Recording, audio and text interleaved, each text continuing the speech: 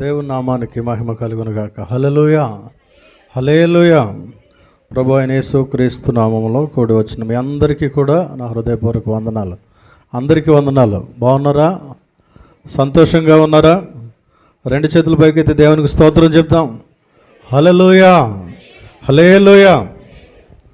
ప్రత్యేకంగా ఈ దినంలో క్రైస్తవ కుటుంబం ఏ రీతిగా ఉండాలి అనేటువంటి విషయాన్ని లేఖనాల్లో నుండి మీతో మాట్లాడడానికి నేను ఇష్టపడుతూ ఉన్నాను. దయచేసి ప్రతి ఒక్కరూ కూడా, పిల్లలు అలా తిరుగుతూ ఉంటారు, వాళ్ళని ఏమీ ఇబ్బంది పెట్టకండి, బలవంతం చేయకండి. పెద్దలుగా మీరు దేవుని వాక్యాన్ని వినగలిగినటువంటి మీరందరూ కూడా ప్రేమపూర్వకంగా మిమ్మల్ని కోరుతుంది ఏంటంటే, దేవుని వాక్యం మీద దృష్టి పెట్టండి. దేవుడు మనతో మాట్లాడే విషయాలను శ్రద్ధగా ఆలకించాలని దైవజనుడిగా నేను మిమ్మల్ని కోరుతూ ఉన్నాను. జాగ్రత్తగా ఆలోచన చేసినట్లయితే దేవుడు తన యొక్క సృష్టిలో కుటుంబానికి చాలా ప్రాధాన్యత ఇచ్చాడు. దేవుని దృష్టిలో కుటుంబం అనేది చాలా విలువైనది, శ్రేష్టమైనది. దేవుడు ఒక నరుణ్ణి సృజించిన తర్వాత ఆ నరుడు అలాగే ఒంటరిగా ఉండడం ఇష్టం లేక సాటి అయిన సహాయాన్ని ఏర్పరిచి ఏదెను తోటలోనే ఒక కుటుంబాన్ని ఆయన కట్టాడు. దేవునికి స్తోత్రం, హల్లెలూయా. ఏదెను తోటలోనే ఆయన ఆదాము హవ్వల కుటుంబాన్ని ఏర్పాటు చేశాడు. ఆ విధంగా పాత నిబంధనలో మనం చూస్తే, కొత్త నిబంధనలోకి వచ్చేసరికి యోహాను సువార్త 2వ అధ్యాయంలో మనం చూస్తాము. అక్కడ కానాను పెండ్లి విందు మనకి కనబడుతుంది. కానాను పెండ్లి విందులో ప్రభు అయిన యేసుక్రీస్తు ప్రభువుల వారు నీటిని ద్రాక్షారసంగా మార్చినటువంటి సందర్భం అక్కడ చూస్తాం. తండ్రి అయిన దేవుడు ఆదాము అవ్వలను ఒక కుటుంబంగా ప్రారంభంలో కడితే, ప్రభు అయిన యేసుక్రీస్తు ఆయన అద్భుత పరిచర్య ఎక్కడ ప్రారంభించాడు అంటే పెళ్లిలో, అంటే కుటుంబంలో ప్రారంభించాడు. దేవునికి స్తోత్రం. అదే యేసుక్రీస్తు చేసిన మొట్టమొదటి సూచక్రియ ఏంటి అంటే నీళ్లను ద్రాక్షారసంగా మార్చడం. అది ఎక్కడ చేశాడు అంటే పెళ్లిలో. మనం అనుకుంటాం పెళ్లిలో ఆయన ఏ కొరత లేకుండా చేశాడు. పెళ్లిలో అని కాదు, ఒక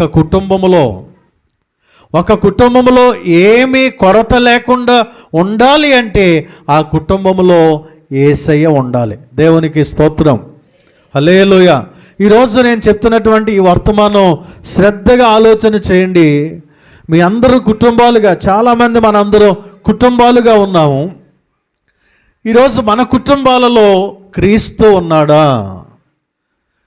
క్రీస్తు కేంద్రిత కుటుంబాలుగా మన కుటుంబాలు ఉంటున్నాయా? క్రైస్ట్ సెంటర్డ్ ఫ్యామిలీస్, క్రీస్తు కేంద్రిత కుటుంబాలు. అంటే మన కుటుంబాల్లో అన్నీ ఉండొచ్చు.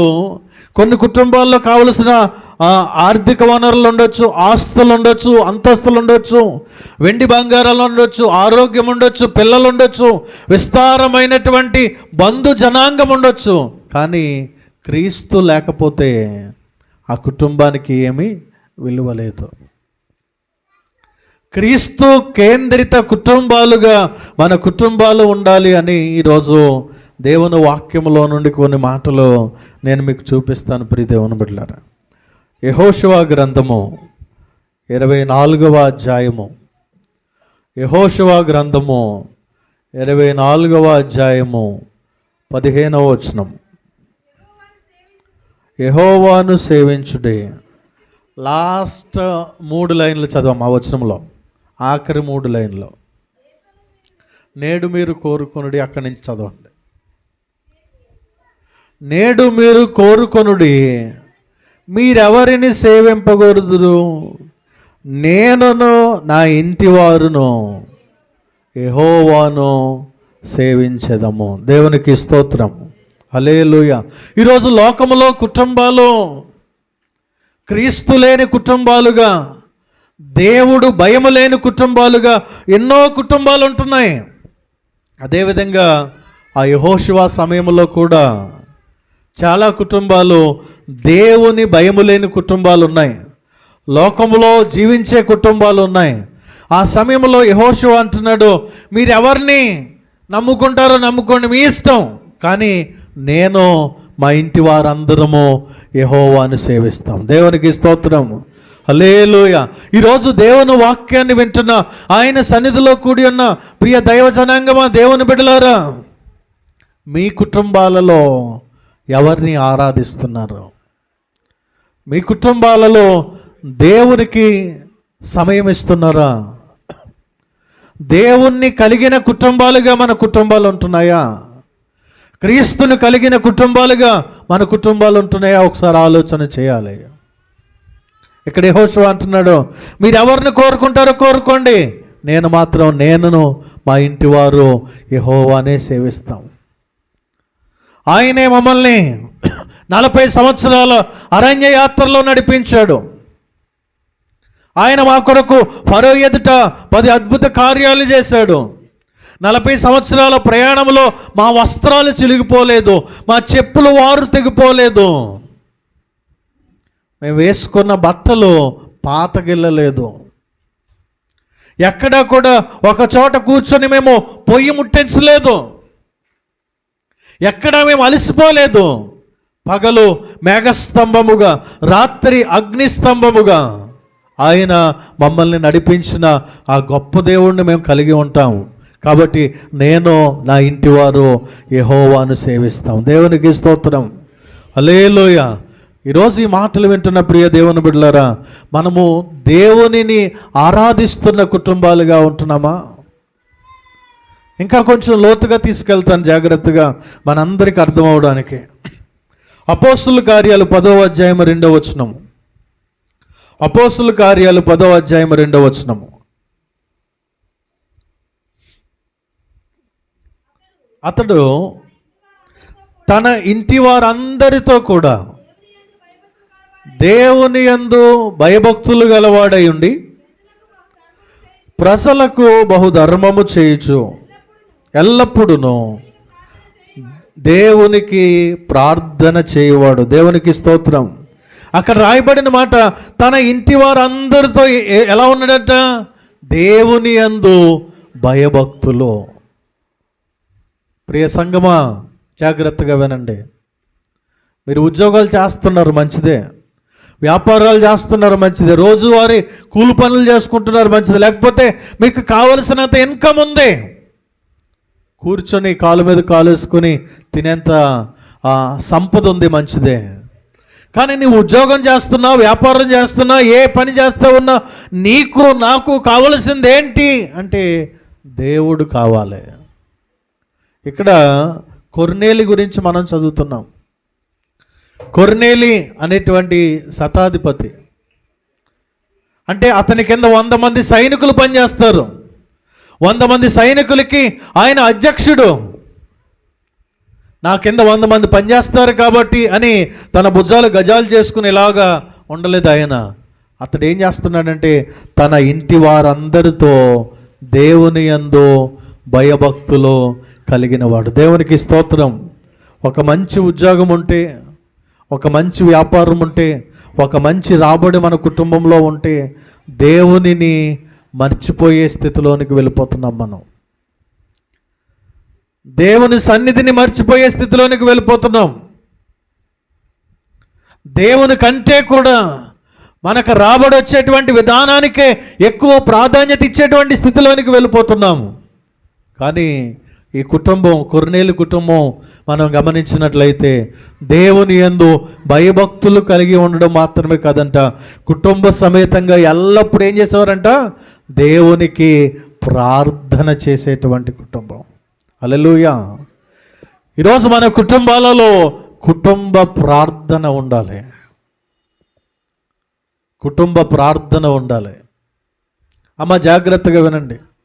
ఇది ఏదో ఒక్కరికి, ఒక కుటుంబానికి కాదు, ఈ భూమి మీద ఉన్న మానవ కుటుంబాలన్నిటికీ కావలసినటువంటి ప్రాముఖ్యమైనటువంటి లక్షణం. మన కుటుంబాల్లో కుమారులు, కుమార్తెలు ఉంటారు, మన పిల్లలు ఉంటారు. ప్రతి తల్లిదండ్రులు కూడా కోరుకునే విషయం ఏంటంటే మా పిల్లలు బాగుండాలి, మా పిల్లలకి మంచి భవిష్యత్తు ఉండాలి. మాకులాగా మా పిల్లలు కష్టపడకూడదు, మా పిల్లలు మంచి ఉన్నతమైన స్థితిలో ఉండాలి. మంచిది, చాలా మంచి కోరిక, చాలా మంచి ఆశ. ప్రతి ఒక్కరూ అదే కోరుకోవాలి. నేను కూడా అలాగే కోరుకుంటాను, నా పిల్లలు మంచి స్థితిలో ఉండాలి అని. కానీ ఆ విధంగా మన పిల్లలు మంచి స్థితిలో ఉండాలి, ఉన్నతమైన స్థితిలోనికి వెళ్ళాలి అంటే తల్లిదండ్రులముగా మన పిల్లలను దేవుని యొక్క భయములోను, భక్తిలోను, ప్రార్థనలోను పెంచేవారుగా ఉండాలి. ఇక్కడ ఈయన ఉద్యోగం చేస్తున్నాడు, శతాధిపతి కదా, డ్యూటీకి వెళ్ళొచ్చేసి ఏదో నామకార్థంగా 2 ముక్కలు ప్రార్థన చేసేసుకుని అలా పడుకుంటాం కాదు. అతడు కుటుంబ సమేతంగా ఎల్లప్పుడూ అనే మాట అంటే అప్పుడప్పుడు కూడా కాదు, ఎల్లప్పుడూ ప్రతిరోజు కూడా అతడు ఏం చేస్తూ ఉండేవాడు అంటే కుటుంబ సమేతముగా దేవునికి ప్రార్థన చేసేవాడు. హల్లెలూయా, హల్లెలూయా. మన పిల్లలకి మంచి స్కూల్ ఇస్తున్నాం. ఏ స్కూల్లో అయితే మన పిల్లలకి బాగా చదువు వస్తుంది ఆ స్కూల్లో వేస్తాం. మన పిల్లలకి మంచి వస్త్రాలు కొంటున్నాం, వాళ్ళతో పాటుగా వాళ్ళకంటే మంచి వస్త్రాలు మన పిల్లలు వేసుకోవాలి అని మంచి వస్త్రాలు మన పిల్లలకి ఇస్తున్నాం. మంచి ఫుడ్ ఇస్తున్నాం, మన పిల్లలకి కావలసింది ఆరోగ్యకరమైన విటమిన్ ఫుడ్ ఇస్తున్నాం, మంచి ఇమ్యూనిటీ ఫుడ్ ఇస్తున్నాం. మంచిదే. వారు ఏది కావాలనుకుంటున్నారో, ఏది కోరుకుంటున్నారో ఆడుకోవడానికి ఆ యొక్క గేమ్స్కి కావలసినటువంటి అన్నీ కూడా మనం అనుగ్రహిస్తున్నాం వారికి. ఆ వస్తువులన్నీ కొనిపెడుతున్నాం. మంచిదే. మంచి స్కూల్లో వేస్తున్నాం, మంచి వస్త్రాలు ఇస్తున్నాం, మంచి ఫుడ్ ఇస్తున్నాం, ఇంకా మంచి ఆడుకోవడానికి ఆట వస్తువులు ఇస్తున్నాం. వీటన్నిటి ద్వారా అతడు ప్రయోజకుడు అయిపోతాడా అంటే కాదు. వాటితో పాటు ఏం కావాలి అంటే మన బిడ్డలను దైవిక భయములో మనం పెంచాలి. దేవునికి స్తోత్రం. మన బిడ్డల కొరకు ప్రార్థించాలి. అమ్మ జాగ్రత్తగా వినండి. ఒకవేళ మీ పిల్లల్ని మంచి స్కూల్లో వేసే ఆర్థిక స్తోమత లేకపోవచ్చు, మీ పిల్లలకి మంచి వస్త్రాలు కొనే స్థితి లేకపోవచ్చు, లేకపోతే మీ పిల్లలకి మంచి విటమిన్ ఫుడ్ పెట్టలేకపోవచ్చు ఆర్థికపరమైన ఇబ్బందులు బట్టి. కానీ మీ బిడ్డల కొరకు మీరు ప్రార్థిస్తే, నీ బిడ్డల కొరకు మీరు కన్నీరు కారిస్తే, నీ బిడ్డల యొక్క భవిష్యత్తు కొరకు మీరు అంగలారిస్తే దేవుడు ఆ బిడ్డలకు మంచి భవిష్యత్తునిస్తాడు. హల్లెలూయా, హల్లెలూయా. అపోస్తలుడైనటువంటి పౌలు ఒక మంచి మాట చెప్తాడు చూడండి. ఎఫెసీయులకు రాసిన పత్రిక 3వ అధ్యాయము. ఎఫెసీయులకు రాసిన పత్రిక 3వ అధ్యాయము 14వ వచనం. జాగ్రత్తగా వినండి. ఆ మాటని స్లోగా చదువుదాం. భూమి మీద ఉన్న ప్రతి కుటుంబము ఏ తండ్రిని బట్టి కుటుంబం అని పిలువబడుచున్నదో ఆ తండ్రి ఎదుట, దేవునికి స్తోత్రం, హల్లెలూయా, ఆ తండ్రి ఎదుట మోకాల్లోని అనేటువంటి మాట మనము జాగ్రత్తగా గమనించాలి. ప్రతి కుటుంబము కూడా ఆ తండ్రి ఎదుట మోకాల్లోనాలి అంటే మోకరించి ప్రార్థించాలి.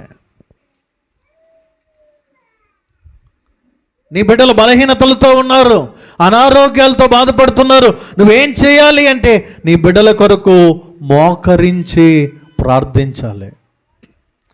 నీ బిడ్డలు సరిగ్గా చదవట్లేదు, చదివింది గుర్తుండట్లేదు, స్కూల్లో పనిష్మెంట్ ఇస్తున్నారు వాళ్ళకి, లేకపోతే వారికి డైరీలో మీ బిడ్డలు బాగా చదవట్లేదని రాస్తున్నారు.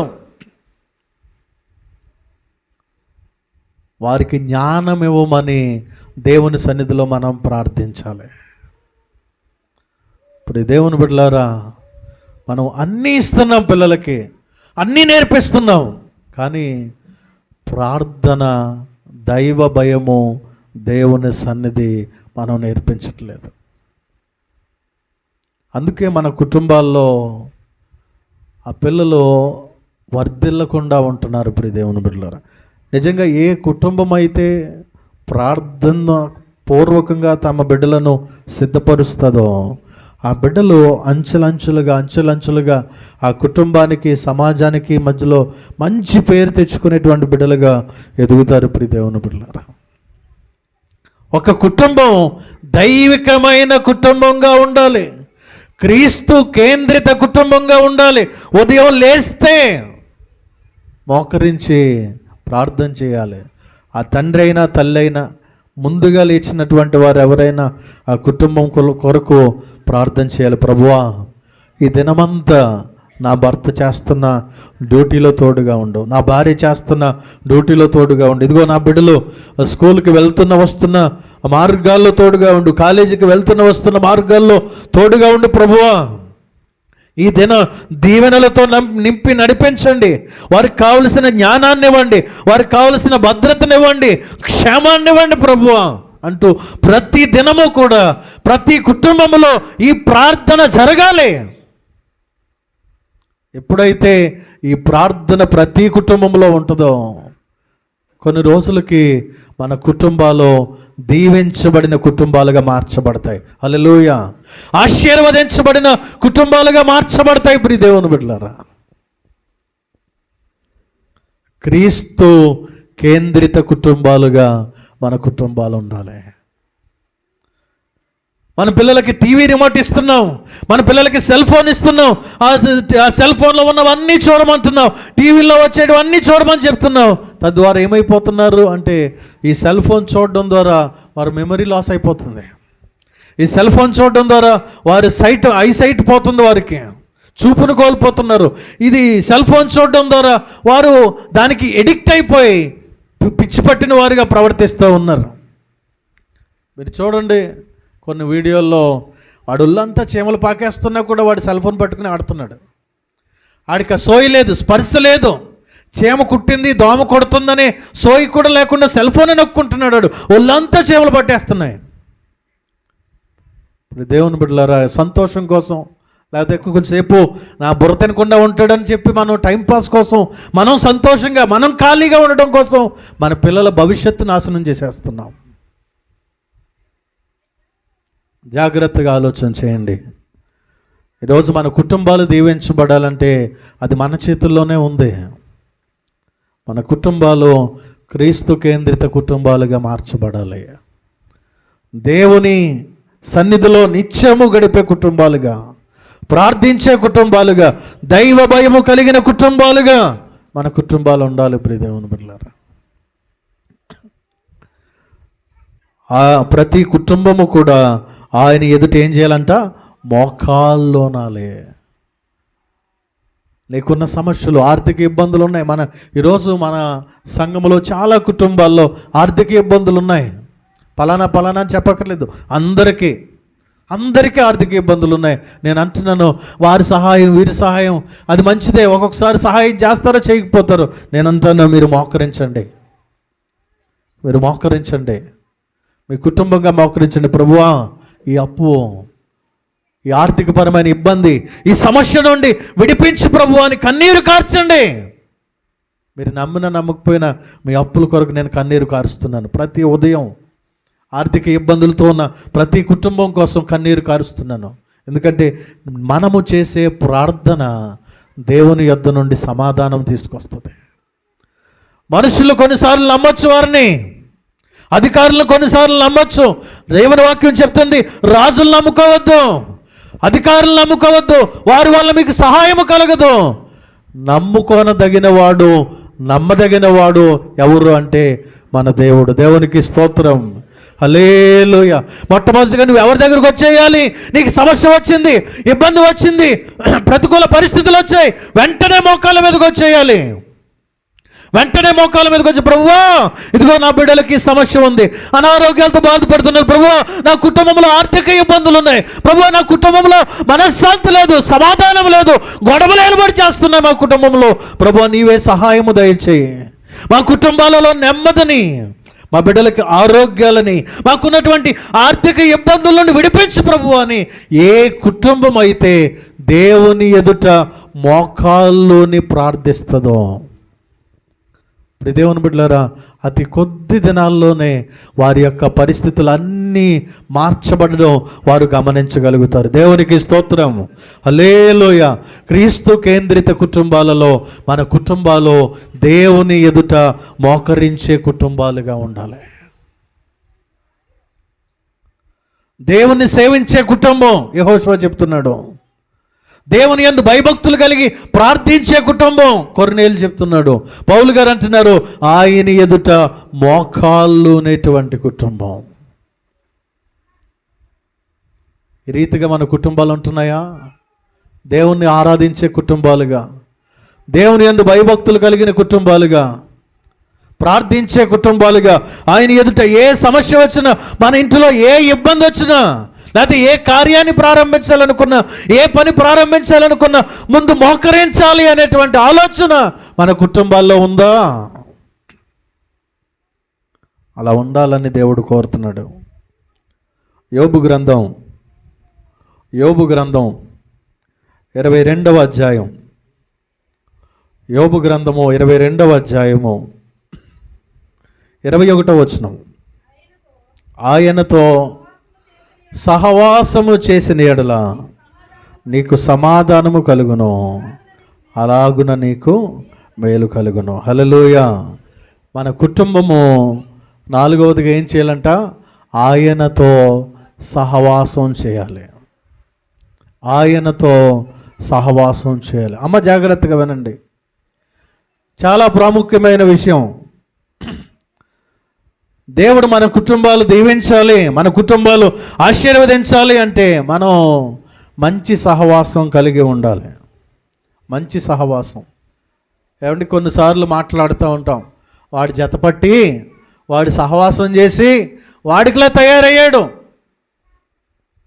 వాడితో జట్టు కట్టాడు, వాడితో తిరిగాడు, లేకపోతే ఆమెతో తిరిగింది, ఆమెతో జట్టు కట్టింది కాబట్టి ఇలా అయిపోయింది, ఇలా అయిపోయాడు అని మాట్లాడతాం. ఏంటంటే సహవాస దోషం. ఒకవేళ ఆ వ్యక్తి మంచివాడు అనుకోండి, మంచి లక్షణాలు వస్తాయి. ఆ వ్యక్తి చెడ్డవాడైతే చెడ్డ లక్షణాలు వస్తాయి. ఆమె మంచిదైతే మంచి లక్షణాలు వస్తాయి. ఒకవేళ ఆమె నడత చెడ్డదైతే ఆ చెడ్డ నడవడిక ఇతను ఏమి కూడా నేర్చుకుంటుంది. దేవుని వాక్యం చెప్తుంది, ఆయనతో సహవాసము చేసిన ఎడల మనకేం కలుగుతుందంట? సమాధానము. సమాధానము అంటే నెమ్మది, విశ్రాంతి. మన కుటుంబాల్లో నెమ్మది లేదు, మన కుటుంబాల్లో సమాధానం లేదు. ఎన్ని సంపాదించినా అన్నీ ఉన్నా కూడా మన కుటుంబాల్లో ఏదో తెలియని వెలితి, లోటు మన జీవితంలో కలుగుతూ ఉందంటే అది దేవునితో నువ్వు సహవాసం కలిగి లేవు కాబట్టి. దేవునితో సహవాసం కలిగి ఉంటే నీ కుటుంబంలో ఆర్థికంగా డబ్బులున్నా లేకపోయినా నువ్వు సమాధానంగా ఉంటావు. నీ కుటుంబంలో అంతస్తులున్నా లేకపోయినా నువ్వు సంతోషంగా ఉంటావు. నీకు కావలసినవన్నీ ఉన్నా లేకపోయినా నువ్వు పూరి గుడిసెలో ఉన్నా కూడా సంతోషంగా ఉండగలుగుతావు. ఎందుకంటే నువ్వు ఆయనతో సహవాసం చేస్తున్నావు గనుక. ఆయనతో సహవాసం చేస్తున్నావు గనుక. దేవుని వాక్యం చెప్తుంది ఈరోజు మన సహవాసం ఎవరితో సహవాసం చేస్తున్నాం? దుష్టుల సహవాసం చేయవాడు ఏమవుతాడంట? నాశనం అయిపోతాడంట. జ్ఞానుల సహవాసం చేయవాడు జ్ఞానవంతుడగును అని రాయబడింది. హల్లెలూయా, హల్లెలూయా.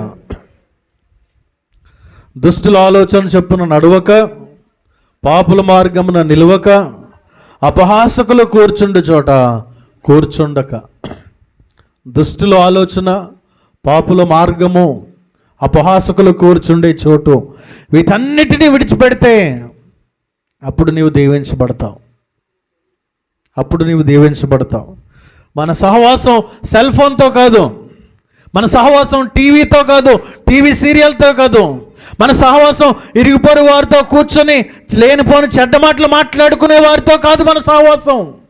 మన సహవాసం ఎవరితో ఉండాలి అంటే దేవునితో ఉండాలి. దేవునికి స్తోత్రం. బోరు కొట్టేస్తుంది కాబట్టి వాళ్ళ ఇంటికి వెళ్ళి కూర్చుంటున్నానండి.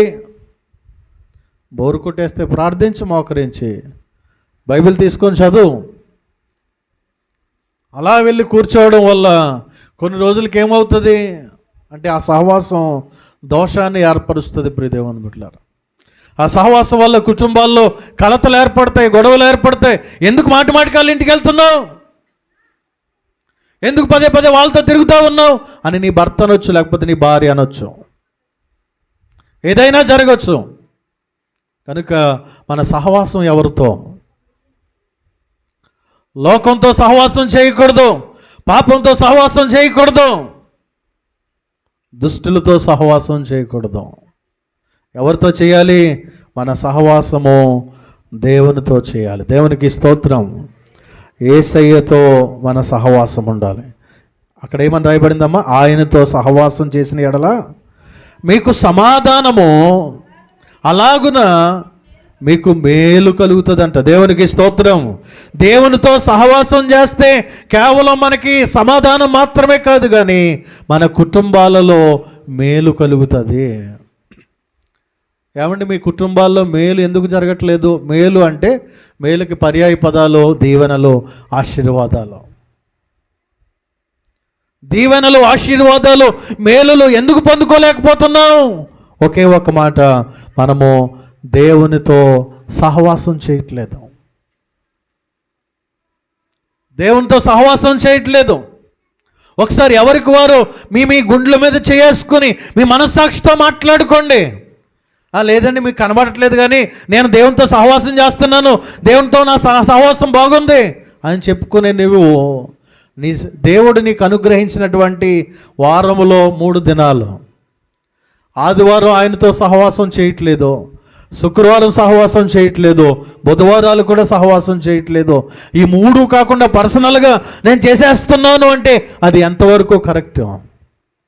ఆయన ఆరాధించడానికి, ఆయన వాక్యము చేత బలపరచబడ్డానికి, ఆయన రాకడ కొరకు సిద్ధపరచబడ్డానికి దైవజనుని ఏర్పరిచి, మందిరాన్ని ఏర్పరిచి, ఈ మందిరంలో వాక్యము చేత నిన్ను నీలో ఉన్నటువంటి స్థితిగతులను మార్చడానికి, నీ యొక్క స్థితిలో నిన్ను ఓదార్చడానికి, బలపరచడానికి, ఆదరించడానికి దేవుడు ఒక నియమాన్ని, ఒక కట్టడాన్ని ఏర్పరిచి 1905 సంవత్సరం నుండి 120 సంవత్సరాలుగా సుదీర్ఘంగా ఈ ఆరాధన నడిపిస్తూ ఉంటే నీ యొక్క సహవాసము ఆదివారం ఎక్కడెక్కడ వెళ్తున్నావు, శుక్రవారం ఇంటి దగ్గరే కూర్చుంటున్నావు, బుధవారాలు రాకుండానే మానేస్తున్నావు. ఇంకా దేవునితో సహవాసం ఎక్కడ? నీ కుటుంబాల్లో సమాధానం ఎలా వస్తుంది? నీ ఇంటిలో దేవుని మేలులు ఎలా నువ్వు పొందుకుంటావు? ఆయనతో సహవాసం లేదు. నువ్వు కలిగి ఉంటున్నావు 4-5 కూర్చుని ఏదో సహవాసం, ఒక గుంపుగా కూడుకుని ఏదో సహవాసం, కానీ దేవుడు ఏర్పరిచిన సహవాసము పునరుత్థాన దినములో సహవాసముగా కూడుట మానొద్దు అని చెప్తున్నాడు ఆయన. It is the commandment of God. దేవుని యొక్క ఆజ్ఞ. ఆయన మందిరములో మనందరము కలుసుకోవాలి. ఈ సహవాసానికి దూరమైతే, ఈ సహవాసానికి దూరమైతే దేవుని దీవెనలు, దేవుని మేలులు, దేవుని సమాధానం మనం కోల్పోతున్నాం. జాగ్రత్తగా మీరే పరీక్షించుకోండి. ఏ కుటుంబం అయితే ఆదివారం ఆరాధనలు మానేస్తూ ఉంటుందో, ఏ కుటుంబం అయితే శుక్రవారపు ప్రార్థనలు మానేస్తూ ఉంటుందో, ఆ కుటుంబాలలో నెమ్మది ఉండదు, సమాధానం ఉండదు. ఏదో కొరత, ఏదో లోటు, ఏదో బాధ వెంబడిస్తూనే ఉంటుంది. కారణం, నువ్వు దేవుని చేతిని విడిచిపెట్టేస్తున్నావు, దేవుని సహవాసాన్ని విడిచిపెట్టేస్తున్నావు. ఆది నుండి ప్రారంభంలో నేను చెప్పాను కదా, దేవుడే కుటుంబాన్ని కట్టాడని. ఆయన ఆదాము హవ్వలను కట్టినది మొదలుకొని ఈరోజు వరకు ఆ దేవుని యొక్క ఉద్దేశం ఏంటంటే మనతో సహవాసం చేయాలని దేవుడు కోరుతున్నాడు. హల్లెలూయా. మనందరినీ, మన కుటుంబాలన్నిటినీ, అప్పలరాజు గారి కుటుంబం నాతో ఉండాలి, శ్రీను గారి కుటుంబం నాతో ఉండాలి, రాజుగారి కుటుంబం నాతో ఉండాలి, జానకమ్మ గారి కుటుంబం నాతో ఉండాలి, దేనమ్మ గారి కుటుంబం నాతో ఉండాలి. మీ అందరూ, ప్రతి కుటుంబము కూడా నాతో ఉండాలి అని ఆయన కోరుకుంటున్నాడు. మేము సెపరేట్గా ఉండాలి,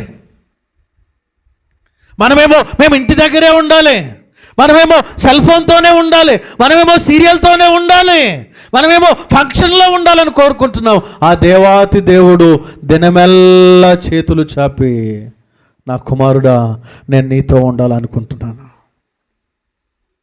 ప్రకటన 3:20 ప్రకారం ఇదిగో తలుపు వద్ద నిల్చుండి తట్టుచున్నాను, ఎవడైనను నా స్వరం విని తలుపు తీసిన ఎడల అతనితో నేనును, నాతో కూడా అతడును కలిసి భోజనం చేస్తాం. ఆయన దినమెల్లా ఏం చేస్తున్నాడంటే మన హృదయం అనే తలుపు కొడుతున్నాడు. అప్పులో ఫోన్లు వినబడుతున్నాయి, మన ఇంటి పక్కల తిట్లు వినబడుతూ ఉన్నాయి, మన డ్యూటీ అధికారి మాటలు వినబడుతూ ఉన్నాయి, మన ఇరుగు పొరుగు వారితో సహవాసపు మాటలు వినబడుతున్నాయి. దేవుని స్వరాన్ని మనం వినలేకపోతున్నాం. దేవుని స్వరాన్ని వినలేకపోతున్నాం కనుక దేవుని స్వరాన్ని మనం వినాలంటే మోకరించాలి ప్రతి కుటుంబం ఆయన సన్నిధిలో. ఏ కుటుంబము ఆయన చేత కుటుంబంగా కట్టబడిందో ఆ ప్రతి కుటుంబము కూడా ఆయన ఎదుట మోకాల్లోని అని పౌలు గారు చెప్తున్నారు. ఎప్పుడైతే నువ్వు మోకరిస్తావో అప్పుడు ఆయన స్వరాన్ని వినగలుగుతావు. ఎప్పుడైతే నువ్వు మోకరిస్తావో అప్పుడు ఆయన స్వరాన్ని వినగలుగుతావు. అప్పుడు ఆయన నీతో ఉంటాడు. ఆయనతో సహవాసం చేసినప్పుడు నీ కుటుంబంలో సమాధానం, నీ కుటుంబంలో మేలులు, ఆశీర్వాదాలు సమృద్ధిగా ఆయన అనుగ్రహించే దేవుడై ఉన్నాడు. ఇప్పుడు దేవుని బిడ్డలారా, మనం అన్నింటికీ సమయాన్ని ఇస్తున్నాం, కానీ దేవుని దగ్గరికి వచ్చేసప్పటికి మన సమయాన్ని తినేస్తున్నాం, దేవుని సమయాన్ని దొంగిలిస్తున్నాం.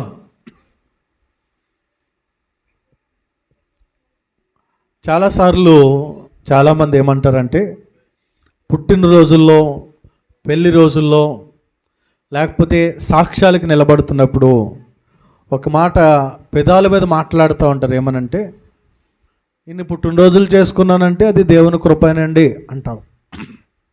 ఇన్ని పెళ్లి రోజులు చేసుకున్నామంటే అది దేవుని కృపే, ఈరోజు బ్రతుకున్నామంటే అది దేవుని కృపే అని మైక్ పట్టుకుని చెప్పేయచ్చు, ఇక్కడ నిలబడి చెప్పేయచ్చు. కానీ మన అనుదిన క్రైస్తవ భక్తి జీవితంలో ఆ దేవుని కృపను ప్రతిదినము మనం జ్ఞాపకం చేసుకుంటున్నామా?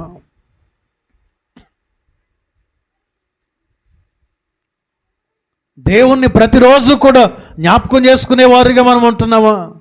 కనీసం ఆదివారం, శుక్రవారం దినంలో అయినా ఆయన సన్నిధిలోకి మనం రాగలుగుతున్నామా?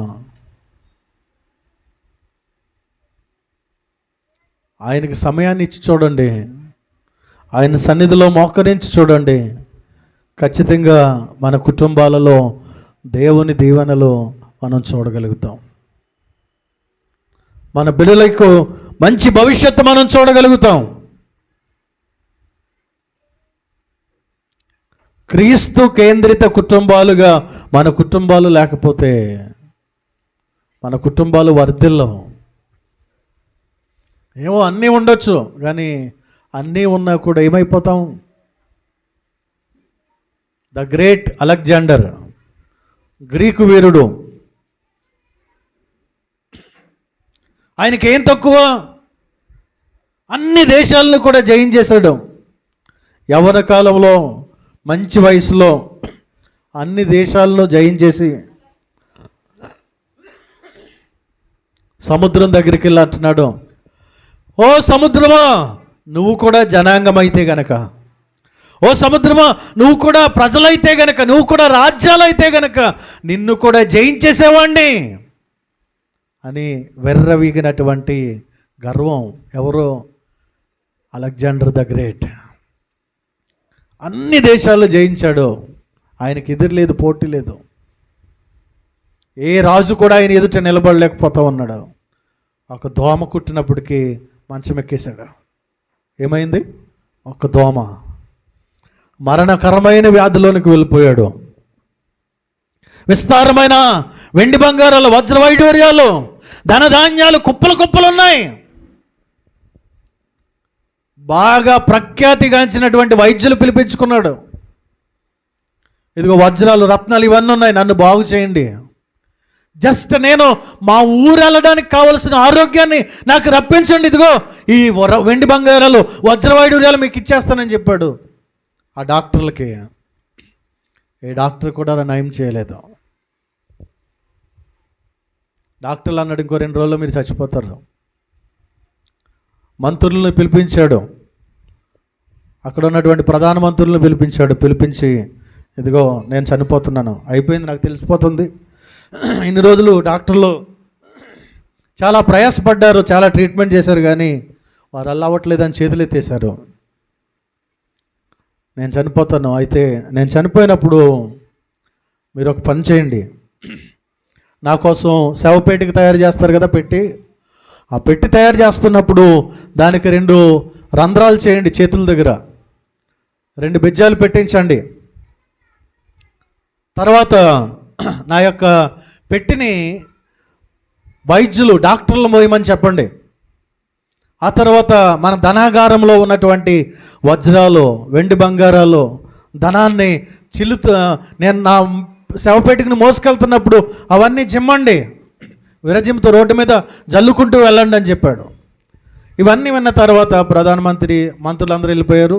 ఆ ముఖ్యమైనటువంటి ఒక మంత్రి ఆయన దగ్గరుండి, అయ్యా ఎందుకు ఈ చేయమంటున్నారు, మీ యొక్క శవపేటికి 2 బెజ్జాలు ఎందుకు పెట్టమంటున్నారంటే, నేను చనిపోయిన తర్వాత నన్ను ఆ పెట్టిలో పెట్టినప్పుడు ఆ బెజ్జాల్లో నుండి నా చేతులు ఇలా బయటకు వచ్చేలా పెట్టండి. నన్ను మోసుకెళ్తున్నప్పుడు ఈ లోకంలో ప్రజలందరికీ కూడా నా చేతులు ఇలా బయటకు కనబడుతూ ఉండాలి. కనబడుతున్నప్పుడు అయ్యో ఆ రాజుగారు చేతులేంటి బయట పెట్టి తీసుకెళ్తున్నారు అని చూసేవారందరూ కూడా అడుగుతారు. చూసేవారందరూ అడిగితే అప్పుడు మీరు చెప్పండి ఏంటంటే, లోకాన్ని అంతటినీ జయించాడు కానీ ₹1 కూడా పట్టుకెళ్ళట్లేదని చెప్పండి. సరేనండి, మరి డాక్టర్లు ఎందుకు మొయ్యాలి అంటే, డాక్టర్లు కూడా వారు వైద్యం అయితే చేయగలుగుతారు కానీ ప్రాణాన్ని కాపాడలేరు. ఎంతో హైఫై కలిగినటువంటి టెక్నాలజీ కలిగినటువంటి హాస్పిటల్ ఉన్నా, డాక్టర్లు ఉన్నా కూడా, హై క్వాలిఫైడ్ అయినా కూడా వారు ఏం చేయలేరు అంటే ప్రాణాన్ని కాపాడలేరు. ఇదిగో ఆ గొప్ప అలెగ్జాండర్ని డాక్టర్లు కూడా రక్షించలేకపోయారు అనే సత్యాన్ని లోకానికి తెలియజేయండి అని చెప్పాడు. మరి వజ్రాలు, వైడూర్యాలు, వెండి బంగారాలు ఇవన్నీ ఎందుకు జల్లేమంటున్నారు అంటే, ఆయన ఎన్నో సంపాదించాడు. అవి సంపాదించడం కోసం అనేక రాజ్యాల మీద యుద్ధాలు చేశాడు, అనేక రాజ్యాల మీదకి వెళ్ళి కుయుక్తితో అనేక మందిని చంపాడు. కానీ చనిపోతున్నప్పుడు ఒక వజ్రాన్ని కూడా పట్టుకెళ్ళట్లేదు, ఒక వెండి నాణాన్ని పట్టుకెళ్ళట్లేదు, ఒక బంగారు నాణాన్ని పట్టుకెళ్తలేదు, చివరికి ఒక నయా పైసా కూడా పట్టుకెళ్ళట్లేదు. ఆ గొప్ప అలెగ్జాండర్ ఆ మాట చెప్పడానికి గల కారణం బైబిల్లో చెప్పబడినటువంటి మాట. యోబు గారు అంటారు, నేను తల్లి గర్భములో నుండి దిగంబరిగా వచ్చాను, మరలా నేను దిగంబరిగానే వెళ్ళిపోవాలి. అవును ప్రియ దేవుని బిడ్డలారా, ఈ లోకానుసారంగా మన యొక్క పరిస్థితులను బట్టి, మన చదువులను బట్టి, మన హోదాలను బట్టి, ఉద్యోగాలు, వ్యాపారాలు, కుటుంబ పరిస్థితులు, కుటుంబంలో ఆస్తులు, అంతస్తులు ఉండొచ్చు, కొంతమందికి ఏమీ లేకపోవచ్చు. కానీ ఇవేమి కూడా ఏం చేయలేవు అంటే మనలను పరలోక రాజ్యానికి తీసుకొని వెళ్ళలేవు. మనలోను పరలోక రాజ్యానికి తీసుకొని వెళ్ళలేవు. కనుకనే ఈరోజు నేను చెప్తున్న మాట ఇదే, ఈ భూమి మీద ఉన్న కుటుంబాలన్నీ కూడా క్రీస్తు కేంద్రిత కుటుంబాలుగా మార్చబడాలి. క్రీస్తును కలిగిన కుటుంబాలుగా ఉండాలి. ఆ కుటుంబాలలో క్రీస్తును ఆరాధించే కుటుంబాలుగా ఉండాలి. ఆ కుటుంబాలు దేవుని యందు భయభక్తులకు కలిగిన కుటుంబాలుగా ఉండాలి. ఆ కుటుంబాలు ప్రార్థించే కుటుంబాలుగా ఉండాలి. ఆ కుటుంబాలు దేవుని ఎదుట మోకాళ్ళు ఉన్నటువంటి కుటుంబాలుగా ఉండాలి. ఆ కుటుంబాలు దేవునితో సహవాసము చేసే కుటుంబాలుగా ఉండాలి. హల్లెలూయా, హల్లెలూయా. ఈరోజు ఈ మాటలు వింటున్నప్పుడు ఈ దేవుని సంగమా, నీ కుటుంబంలో దేవునిని ఆరాధించే కుటుంబంగా నీ కుటుంబం ఉందా? దేవుణ్ణి సేవించే కుటుంబంగా ఉందా? యెహోషువ అంటున్నాడు, నేనును నా ఇంటి వారును యెహోవాని సేవిస్తాం. We serve the Lord with family. మా కుటుంబంతో దేవుణ్ణి ఆరాధిస్తూ ఉన్నాం. కొర్నేలు అంటున్నాడు, మేము దేవుని యందు భయభక్తులు కలిగి ఉన్నాం, ప్రతిరోజు కూడా మేము ప్రార్థిస్తూ ఉన్నాం. మరి నీ కుటుంబంలో కుటుంబ ప్రార్థన ఉందా? నువ్వు ఉద్యోగం చేస్తున్నావు, వ్యాపారం చేస్తున్నావు, లేకపోతే ఏదో ఒక డ్యూటీ చేసుకుంటున్నావు, కానీ ప్రార్థన నీ కుటుంబంలో ఉందా? కొర్నేలి శతాధిపతి, 100 మంది సైనికులు అతని కింద పనిచేస్తారు, అంత ఉన్నతమైన ఉద్యోగం, అయినా కూడా దేవుని యందు భయభక్తులు కలిగి ఉన్నాడు, ప్రతిరోజు ప్రార్థిస్తూ ఉన్నాడు. మరి నీ సంగతి ఏంటి? పౌలు గారు అంటున్నారు, ఏ కుటుంబం అయితే కుటుంబంగా కట్టబడిందో, ఎవరైతే కుటుంబాన్ని కట్టాడో ఆ దేవుని ఎదుట కుటుంబాలన్నీ కూడా మోకాళ్ళలోనాలి అని చెప్తున్నాడు. మరి నీ కుటుంబము దేవుని ఎదుట మోకరిస్తుందా? నీ ఇంట్లో సమస్యలు ఉన్నాయి, నీ ఇంట్లో ఇబ్బందులు ఉన్నాయి, ఆర్థిక ఇబ్బందులు ఉన్నాయి, అనారోగ్య పరిస్థితులు ఉన్నాయి, కుటుంబంలో నెమ్మది లేని పరిస్థితులు ఉన్నాయి, కార్యాలు జరగనటువంటి పరిస్థితులు ఉన్నాయి. మోకరించి ప్రార్థించే కుటుంబంగా నీ కుటుంబం ఉంటే గనక దేవుడు ఆ పరిస్థితుల్లో నుండి విడిపించే దేవుడై ఉన్నాడు. దేవునికి స్తోత్రం. యోబు గారు అంటున్నారు, ఆయనతో సహవాసం చేస్తే మనకి సమాధానము అలాగున మేలు కలుగుతుందని. నీ కుటుంబాల్లో సమాధానం ఉందా?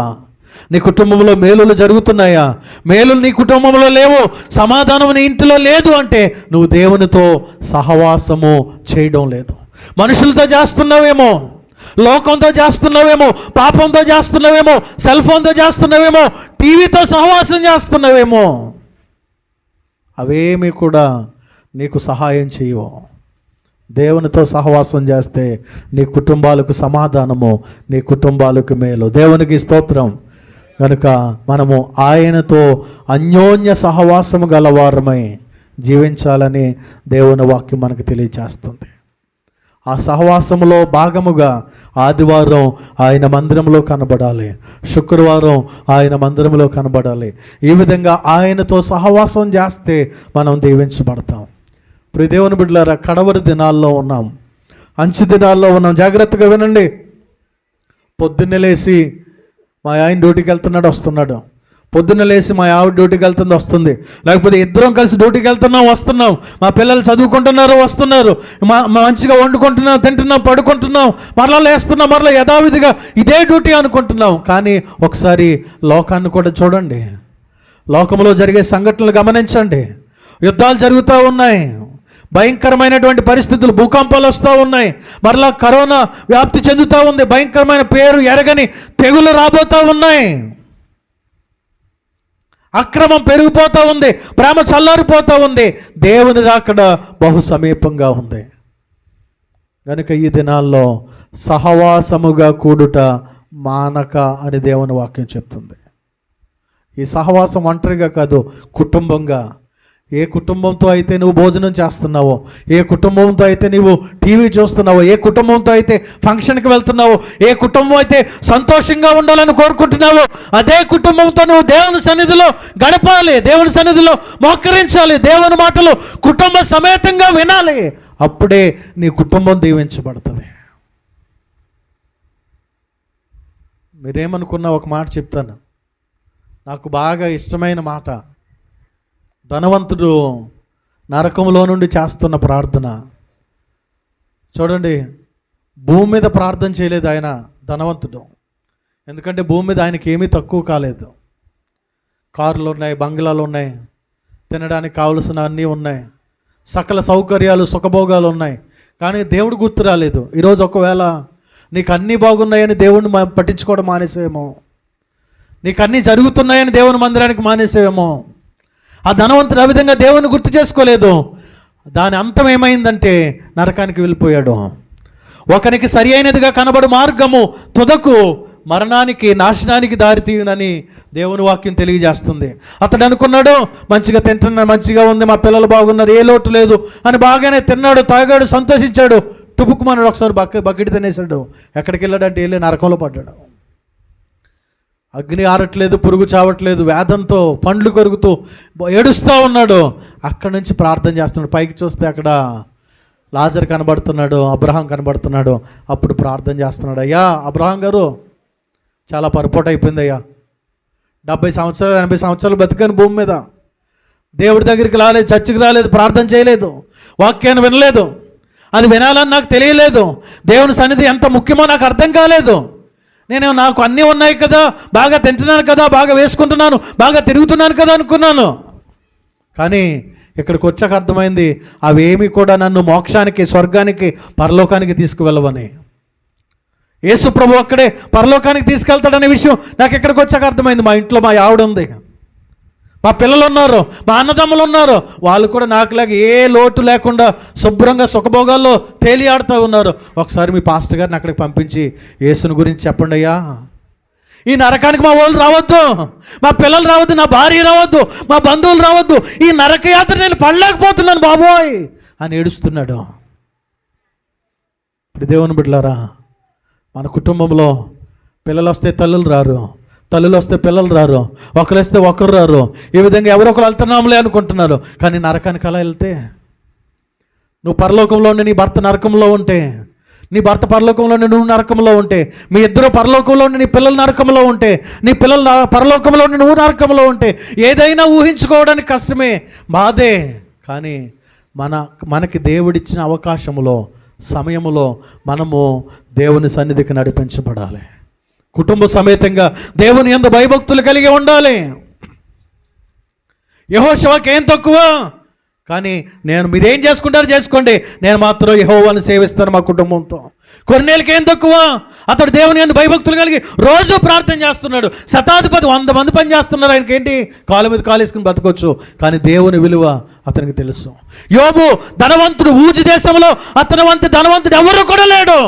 కానీ అతడు దేవునితో సహవాసం చేశాడు. ప్రియ దేవుని బిడ్డలారా, మీకు ఏదైనా ఉండొచ్చండి, మీకేమీ లోటు లేకుండా ఉండొచ్చు. కానీ మీ జీవితంలో దేవుడు ఉండాలి, మీ ఇంట్లో యేసై ఉండాలి, మీ కుటుంబం యేసును కలిగి ఉండాలి. మీ కుటుంబంలో యేసుతో సహవాసం లేకపోతే, యేసు యందు భయభక్తులు కలిగి లేకపోతే, మీరు కూడా ధనవంతుడి వలె నరకానికి వెళ్ళిపోయే ప్రమాదం ఉంది. కనుక మన కుటుంబంలో మన పిల్లలకి మంచి భవిష్యత్తు కావాలన్నా మనం దేవునితో సహవాసం చేయాలి. దేవుని యందు ప్రార్థించేవారిగా, మోకరించేవారిగా ఉండాలి, దేవునిని ఆరాధించేవారిగా ఉండాలి. అట్టి కృప పరిశుద్ధాత్ముడు మనందరికీ అనుగ్రహించునుగాక.